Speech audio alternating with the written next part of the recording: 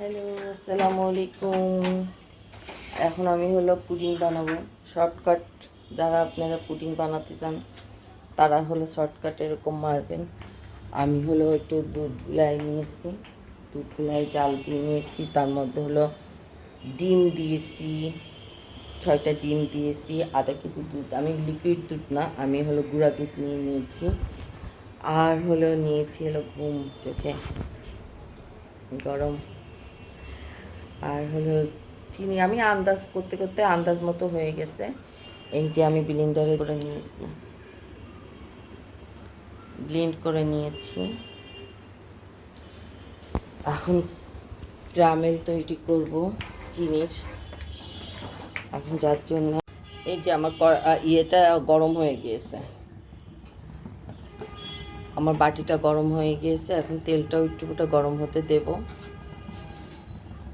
এই করি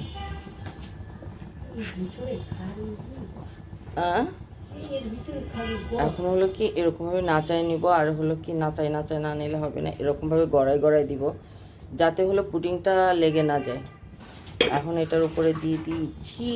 এখন এর মধ্যে কি দিব তাই দেখেন।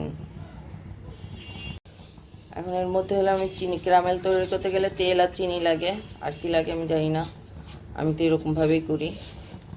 এখন ওর মধ্যে চিনি দিয়ে দিলাম, চিনিগুলো লাল হবে, যার জন্য পুডিংটা হলো সেরকম কালার আসবে। এরকমভাবে একটু নাড়া দিয়ে চারিপাশে ছড়াই নিতে হবে। ওরে বাবা গরম, এই যে লাল হয়ে যাচ্ছে দেখেন, এরকমভাবে লাল হতে থাকবে।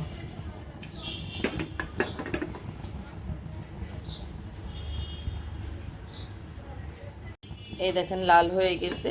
1 মিনিট একটু জাল দিলে আপনাদের যে যেরকম কালার করবেন, ডিপ কালার করলে একটু বেশি ক্যারামেলটা একটু বেশি গরম করতে হয়, একটু লাল বেশি করতে হয়।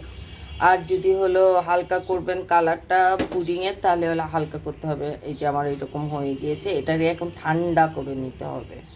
এই যে ক্যারামেলটা ঠান্ডা হয়ে গেছে, মানে লেগে গিয়েছে, এখন উঠবে না। এখন এর মধ্যে এই যে আমি যে হলো দুধ, চিনি, তারপরে আমি একটু কাস্টার্ড পাউডার দিই গন্ধ হওয়ার জন্য, কালার হওয়ার জন্য।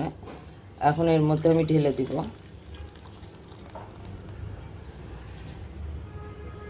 ব্যাস, আরেকটু রাখলাম যে আরেকটা পুডিং বানাবো। এখন এটাকে আমি ঢেকে দিব। আগে ঢেকে দিলে হবে না এটাকে। আর এখানে হলো এই যে কড়াই দিয়েছি, কড়াইয়ের মধ্যে একটু পানি আর একটা স্ট্যান্ড দিয়েছি। এখন হলো এই যে স্ট্যান্ডের উপর বসাই দেবো, যে বসাই দিয়েছি, সোজা করে বসাই দিতে হবে। দিয়ে এখন এই যে দিব। ব্যাস, হলো যে নুরার কাজ কালকে করেছিলাম না, সেই নুরাটা তো এখানেও কাজে লাগতেছেই। এখন এরকম হলো আপনি 45 মিনিট মতো আস্তে মিডিয়াম আঁচে আমি দিয়ে রাখবো।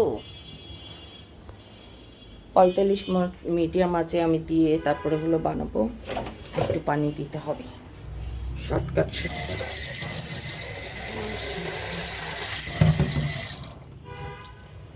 আর একটু পানি দিব।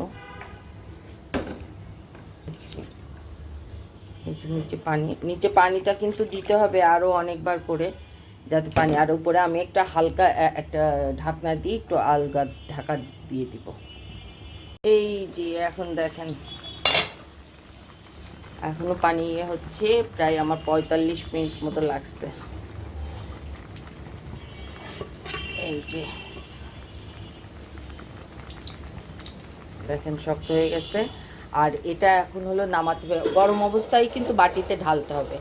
গরম অবস্থায় বাটিতে ঢেলে তারপর হলো ফ্রিজে দিতে হবে, ঠান্ডা করে তারপর ফ্রিজে দিতে হবে। তারপরে হলো ইয়ে হয়ে যাবে, কী যেন বলে, আর সুন্দর হয়ে যাবে, শক্ত হয়ে যাবে। এরপরে কি করি তাই দেখেন। এখন হলো কীভাবে পুডিংটা ঢালবো সেটাই দেখাই দিব। একটা জিনিস যা এটা হলো এখনো গরম আছে, এই যে গরম গরম গরম হলে ঢালতে হবে, না হলে কি করবে মেলা গরম দিলাম না, ইয়ে করি চুরিটা করে রাখলাম। এই যে একা একা ভিডিও করলে, একা একা সব কিছু করলে কিছু হয় না। এই যে এটার 4-5টা এরকমভাবে আমি একটু কেটে নেব, ফাঁকা করে দেবো।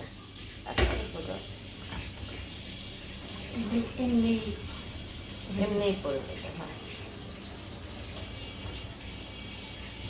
এই যে করে নিয়েছি, এখন এই যে এটা হলো এটার মধ্যে দিয়ে দেবো। এই যে এই ব্যাস। আমি জানি না কি হবে, ভেঙেও যেতে পারে। ভালো গরম তো, দেখছো হয়েছে? হ্যাঁ, এই যে পুডিং হয়ে গেছে। এখন এটা ঠান্ডা হবে, তারপরে ফ্রিজে দিব, তারপরে শক্ত হয়ে যাবে। এই সবাই ভালো থাকে। হ্যাঁ, ওইটা উঠায় ফেলো, চারিপাশে ভাজা হয়েছে, আমি আসতেছি। সবাই ভালো থাকেন, দেখতে থাকেন আবার চিকেন।